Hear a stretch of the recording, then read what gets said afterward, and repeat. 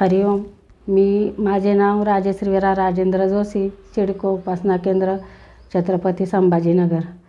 माझा अनुभव असा आहे की मी सर्व्हिसला अपडाऊन करत असताना शाळेवर जायला 30-40 किलोमीटर आडवळणी गाव असल्यामुळे मी रोज माझ्या इंडिका गाडीने शाळेवर जायची आणि शाळेवर जाताना गाडीवरती ड्रायव्हर म्हणून ठेवलेले होते आणि शाळेला जाताना रोज आम्ही असं 2-3 जणींना सोडवत मी पुढे जायची.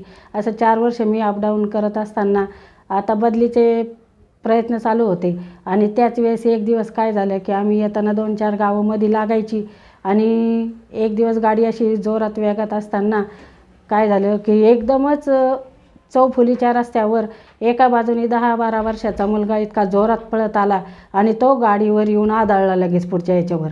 की आता माझं तर मनात इतकं धस्स झालं की आता हा मुलगा त्याच्यावर आदळून तो खाली पडला चाकाखाली आमच्या समोरच्या पुढच्या. मी म्हणलं आता नक्की हा मुलगा जागेवर यायला काहीतरी लागलं आहे आणि आता सर्व लोक तिथले चौकातले आता लगेच गोळा झाले आणि ड्रायव्हरला काहीतरी ते करणार असं वाटायला लागलं की मला इतकी भीती वाटायला लागली.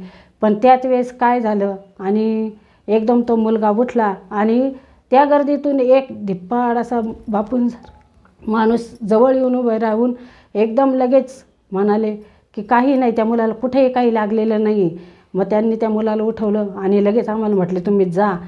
आणि त्याच वेळेस मला एकदम जाणवलं की माझा बापू माझ्यासाठी तिथे एका क्षणात कसा हजर झाला आणि त्यानंतर माझ्या डोळ्यात एकदम अश्रूच्या धारा व्हायला लागल्या आणि मी बापूंना अम्मन्य म्हटलं. हरिओम श्रीराम अम्मन्य.